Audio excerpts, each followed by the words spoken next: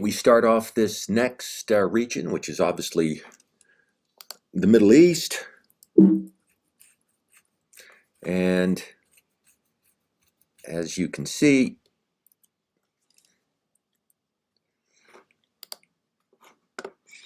it is, well, as you will see, it's a vast region of numerous dynamic topics which flavor the news and general perceptions of the area. As usual, I'll have to pick and choose in terms of dealing with these, so as to give some context to what you're seeing in the news today, and arguably have been seeing for the last many decades. Okay, first off, why is the Middle East called the Middle East? And as you can see here, the Middle East being marked off, the Middle East is simply called the Middle East because it's between the Orient, which is the Far East, and of course what is often referred to sort of informally as the West, and the Middle East is in the middle, and thus it is the Middle East. In other words, by the use of the term the Middle East, there's an implied ethnocentrism towards Western Europe in these terms.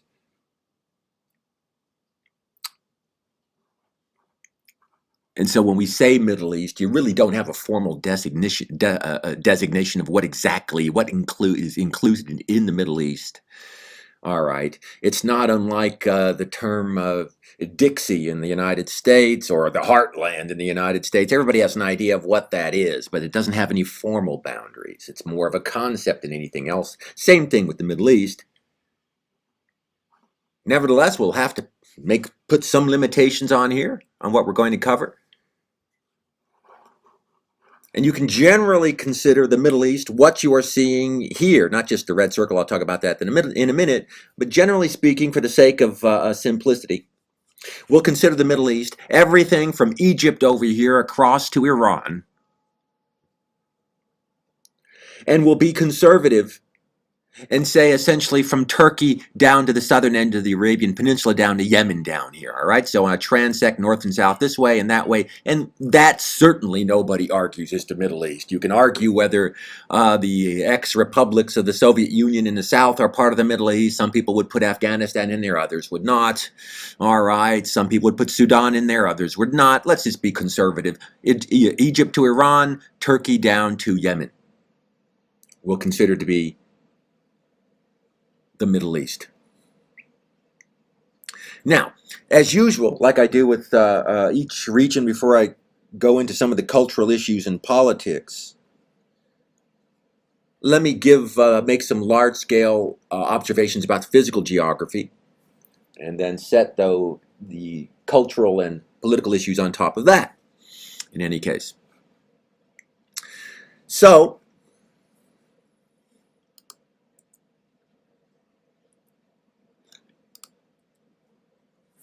if you look in terms of climate, the Middle East, being located right in here, is in a transition zone. All right, you can see the Mediterranean Sea here. And the Middle East is in a transition zone between the high pressure, or shall we just say, the Saharan desert over here, which is obviously very dry, very high pressure. And then you find, of course, the more temperate, humid climates of Western and Northern Europe over here to the north.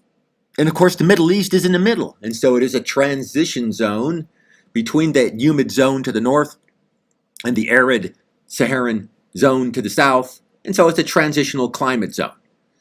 All right, by and large, I would point to page X in your atlas. Let's not worry about that for the moment. This type of climate that you find here is often referred to as a Mediterranean climate.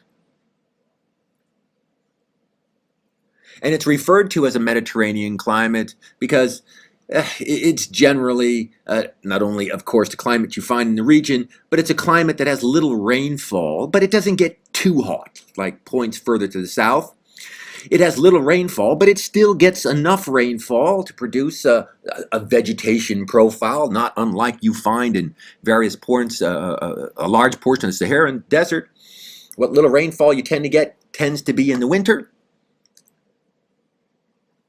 So this type of climate is often referred to as a Mediterranean climate. In fact, you'll find this type of climate, it's often referred to as a vacation climate.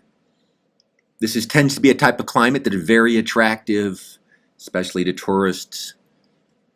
In fact, you'll find this type of climate on the western flank of all great continents at this latitude. And so you can come right across here and you'll see the same small piece of it over here in western North America. That's California. All right, if you flip it over down here, at the same latitude south of the equator, you can see that central portion of Chile, the southern portion of South Africa, and the southwestern portion of Australia. All these are Mediterranean climates, referred to as Mediterranean climates. All right, pretty dry, but sufficient rainfall for vegetation and some basic, usually citrus agriculture of some sort. In fact, if we were to flip down over here, you can see the Mediterranean here and the core zone of the Middle East being located here. In fact, when I say the core zone of the Middle East, you can see I'm referring by and large to what you can see in this this red circle over here. That's more or less the core of the Middle East.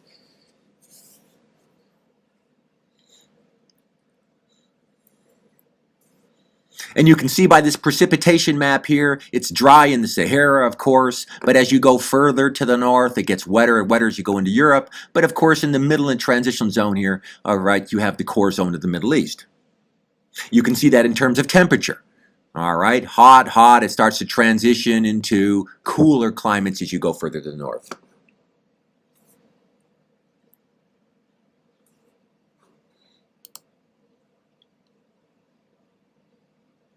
The reason why the Middle East is in this transition zone, you can see here by this image that by and large, North Africa and the Middle East are not in the path of consistent moisture-bearing winds. You have the Gulf Stream coming from North America, bringing moisture-bearing winds to northwestern Europe over here, by and large. Of course, they shift north and south, depending on the season, due to the tilt of the Earth. Let's not worry about that. All right, you have moisture-bearing winds coming into East Africa here. You have the monsoon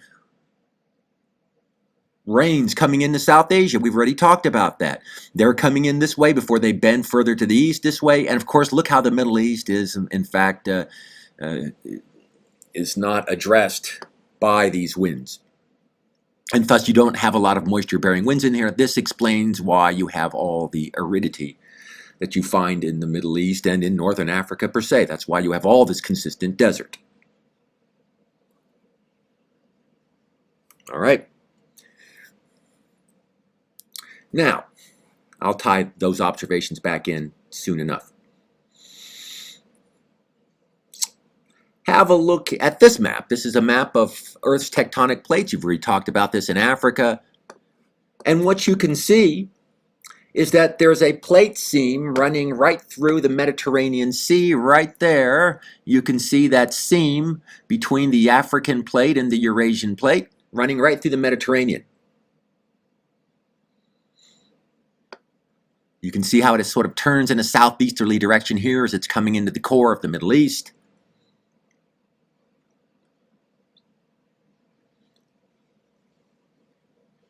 And therefore, you have a lot of plate collision, a lot of plate contact dynamics here in this particular region. Certainly in the core of the Middle East. You can see that here, all right? If that tectonic plate fissure or divide is coming right in here, what you're getting is a lot of pressure of these plates on each other. This is a map of seismicity or earth movement, and you can see where the red is, there's a lot of earth movement or pressure on the front edge of a plate here. And that's, you can see that's right on the front edge of Iran, most of Iran, which means it's subject to earthquakes. Of course, Turkey, subject to earthquakes. By and large, the Middle East has substantial incidence of natural hazards. In fact, you can see that there's a continuous mountain range running right from Turkey, East Turkey, coming all the way down into Iran, into western Iran. All those are mountains produced by the contact of these plates. So therefore, what you might expect in the region is a substantial zone of natural hazards. I'm sure you're familiar with the earthquakes you often hear occurring in Iran, in Turkey, and in the general region as a whole. Now, there's another feature of the region you need to take note of, because I'll ask you about it. And you can see that here, that's the Fertile Crescent. Now, you have a dry, arid zone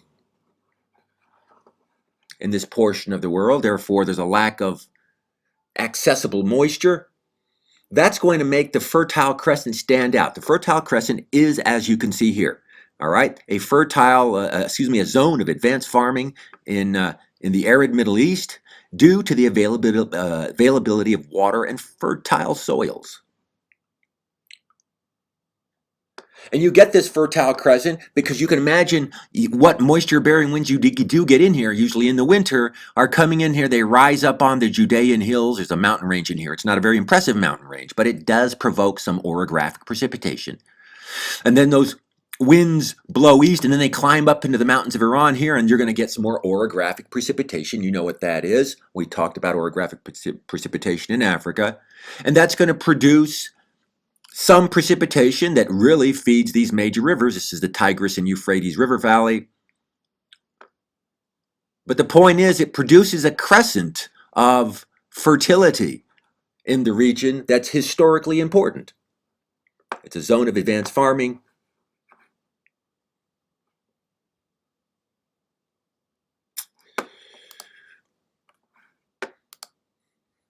Now, I'll show you the impact of the Fertile Crescent.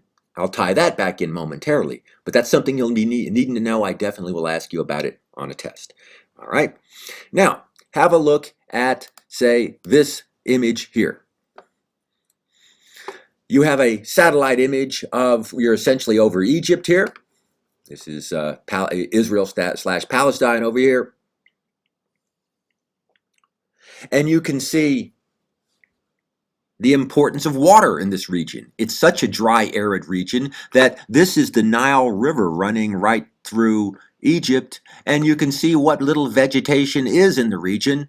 Certainly within Egypt specifically, is by and large along the edge of the Nile.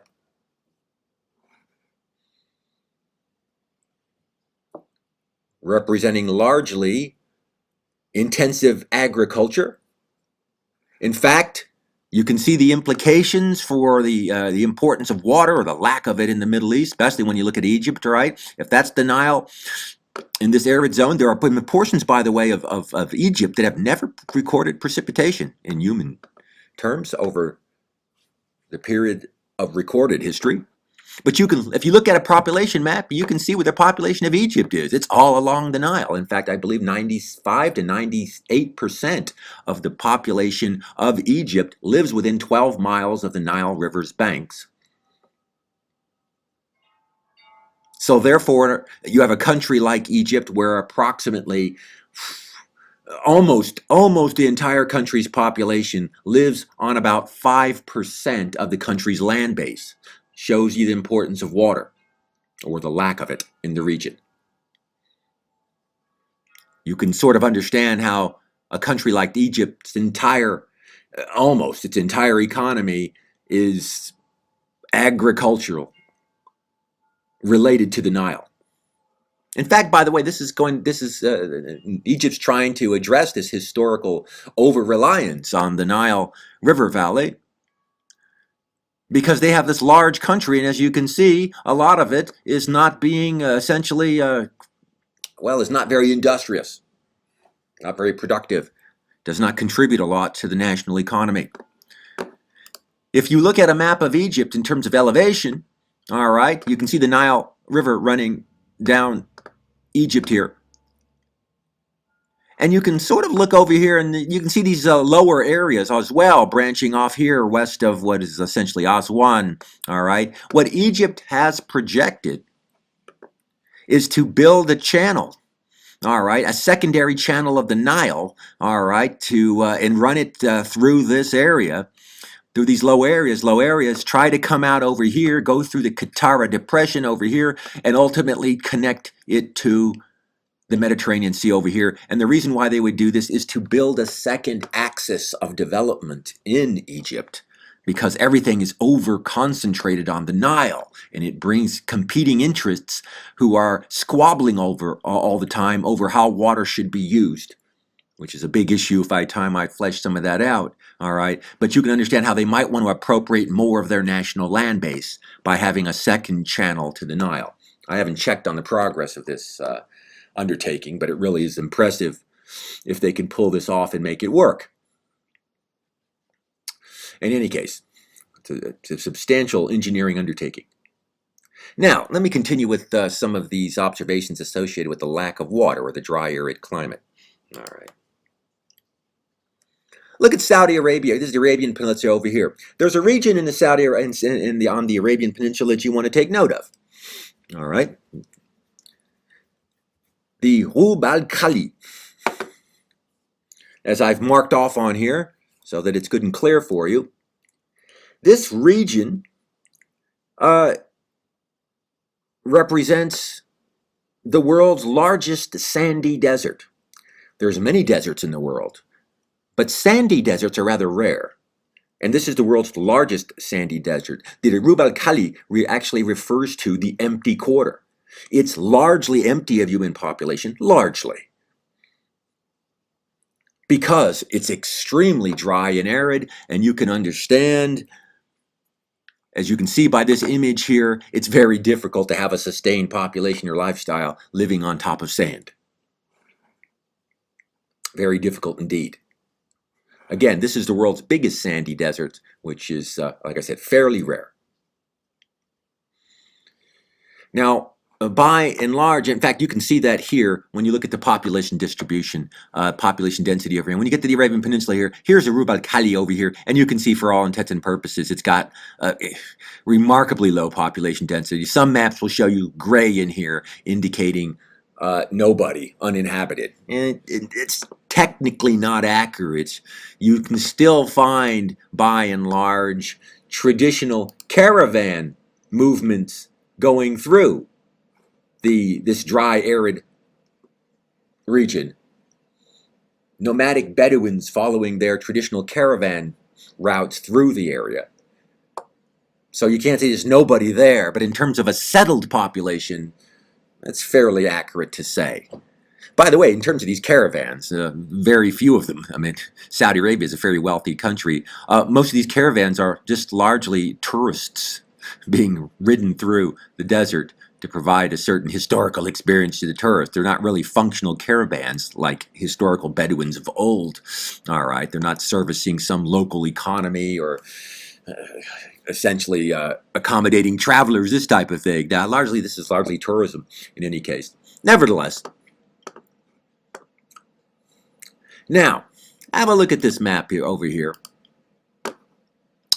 If we looked at a map, and this map here was from 2003 of the Arabian Peninsula here, and if you look at the borders between the countries all around on this map, right, by and large, you'll see these borders you got these dashes and dots, dashes, dots, all right. These are the borders between the countries. But what you notice when you get to the southern portion of the Arabian Peninsula is all as a series of dots between these countries, dots, as you can see here. What that's suggesting is up until recently, there's been no official and formal border here. And by and large, this has not been a problem up until recently, because this is the Rub al-Khali. There's extremely dry and arid. No country bordering the region has had the capacity to pull this area economically into its orbit. You're not going to have any settled population, and so it's not really been a point of contention that you don't have a formal border. All right, but this map is from 2003. In fact, there's a term in geography, which I won't ask you about, turned to marchland, which means when you don't have a formal border, but you have a transition zone between countries. But one might make this observation here. When you're looking in the southern portion of the Arabian Peninsula, you'll notice those dotted informal, undefined borders between countries pretty much predominate except for one area. And if you say, where is that area in the southern portion of the Arabian Peninsula? Right there. This is Yemen over here. And while most of Yemen's borders is also this sort of undefined border, all right, or has been up until recently, there's that little stretch over here, which is a formal border, right there. What that indicates, well, put it this way, if I was to ask, why do you think suddenly they need a formal border right there?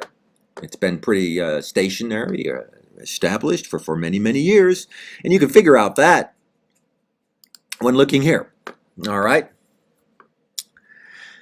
Here's a map of the topography, the elevation in the Arabian Peninsula, and you can see there's a mountain range running along the western edge, and it's growing in elevation as you come to the southwest corner down over here. And what that means is you get sufficient elevation, these mountains, to produce a certain amount of orographic precipitation. You can see that here by the precipitation map on the right over here. Blue means you get more precipitation. And when you get sufficient precipitation, humanity's going to want to come here and start to do agriculture, because humanity can survive in that location. And when people can do agriculture, all of a sudden they want a formal border. And so that's why you've had that little bit of formal border over there, because this particular area is subject to being effectively cultivated. But, as I said, that's a 2003 map with those dotted lines. If you look over here now, you'll notice that the borders have largely been formalized. And I might ask you, why do you think, what do you think has occurred between Saudi Arabia, and especially Saudi Arabia and Yemen, that there was a lot of contention exactly where that border was going to be? What incited this desire to drive a formal border through what is essentially dry, arid, and unpopulated locations?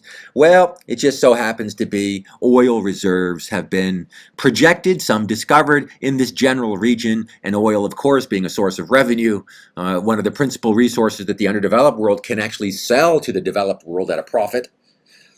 All of a sudden, there's going to be a desire to say who owns what where. All right, in fact, the Yemen and Saudi Arabia have been brought into conflict in this region over exactly where the boundary lines are going to be. There's other reasons why they've been brought into conflict. If I have time, I'll talk about the Houthis in any case. All right, but it just shows you again the importance of water, or the lack of water, in the region.